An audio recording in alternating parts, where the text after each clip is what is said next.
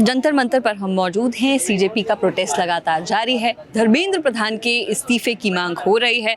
कुछ लड़कियां इस वक्त हमारे साथ हैं जो रात के 2 बजे हुए हैं और 2 बजे तक प्रोटेस्ट में डटी हुई हैं। इनसे बात करेंगे कहाँ से ये आए हैं, क्या इनका नाम है, क्या करती हैं और क्या मांग है।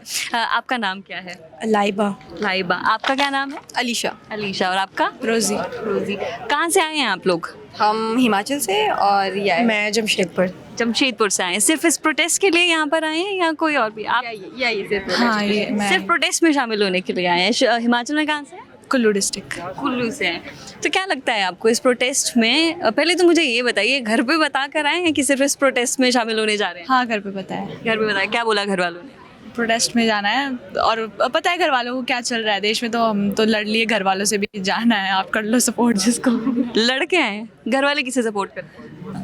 पता नहीं, घर वालों को नहीं इतना फ़र्क ही नहीं पड़ता है। मोस्टली हिमाचल के जो हमारे मतलब छोटे मोटे गांव हैं उन लोगों को नहीं है लेना देना कि क्या चल रहा है देश में, क्या हो रहा है क्या नहीं है। जितना खबरें पहुंचती है वो सारी पहुंचती है बड़े बड़े न्यूज़ चैनल्स के थ्रू, जिसमें आपको बताइए क्या बताते हैं वो क्या नहीं। तो जितना सुनते हैं वो उतना ही बिलीव करते हैं वो। फिर हम बताते, फिर हमको लड़ना पड़ता है नॉर्मल बेसिक बात बताने के लिए, क्योंकि मीडिया के थ्रू तो कुछ गलत थोड़ी मुझे समझाओ, थोड़ा लोगों को बताओ किस तरह की लड़ाइयाँ लड़नी पड़ती हैं लड़कियों को घर पे या इस तरह की बातों के लिए। लड़कियों को तो अलग से पता ही नहीं कैसे। मतलब my parents are very supportive और सुन लेते हैं, मतलब वो अगर मैं उनको बताऊंगी कुछ, पर इट्स वेरी डिफ़िकल्ट। उनको कुछ बेसिक बातें बताना भी बहुत मुश्किल हो जाता है, क्योंकि अब उनको भी लगता है कि जो दिखाया जा रहा है, जो न्यूज़ देख रहे हैं वो, मेरे पापा तो पूरे दिन देखते रहते हैं और वो सारे यही मेन न्यूज़ चैनल्स पे ही देखते रहते हैं क्या चल रहा है। उनको कुछ बताऊंगी, अरे नहीं तुमको नहीं है पता, हमको पता है और ये बोल रहे हैं तो सही ही बोल रहे होंगे। वो तो बिलीव करते हो उस बात में।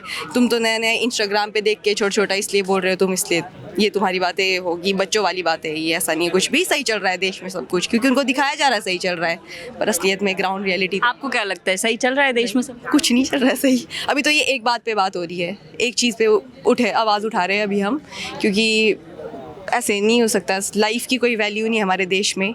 अभी जाके अब आए सारे एकजुट होके बोल रहे हैं एक बात के लिए, पर अभी बहुत सारी और भी बातें हैं। अभी तो स्टार्ट किया हमने बस। इतनी दूर से आप आए हैं प्रोटेस्ट के लिए, आप बताइए आपको लग रहा है देश में सब सही चल रहा है? नहीं तभी तो आई हूँ, सही चलना चाहिए उसके लिए। आपको लगता है सीजेपी के प्रोटेस्ट के बाद चीज़ें बदलेंगी? हाँ हम करेंगे, फुल सपोर्ट है। जब तक लड़ेंगे मतलब, और तब तक लड़ेंगे जब तक वो रिज़ाइन ना दे दे। उसके बाद और अपनी और प्रॉब्लम्स भी। घर वाले वापस नहीं बुलाएंगे कि वापस आ जाओ, बहुत हुआ, कुल्लू आओ वापस? नहीं, मेरी बहन रहती है यहाँ तो इसके साथ ही हूँ। इनके साथ। आप बताइए आपका क्या कहना है इस प्रोटेस्ट को लेकर? इस प्रोटेस्ट को लेके ये कहना है कि हमें सिस्टम को ठीक करना है, क्योंकि सिस्टम सिर्फ एजुकेशन के इस पे करप्टेड नहीं है, हर जगह है। मैं रिसेंटली 6 तारीख को आने वाली थी, बट मैं नहीं आई क्योंकि मेरे घर पे एक एक्सीडेंट हो गया था, और वो एक्सीडेंट स्पेशली बिजली विभाग है हमारे एरिया के, उससे रिलेटेड हुआ था। मेरी पप्पी है, उनको शॉक लगी थी।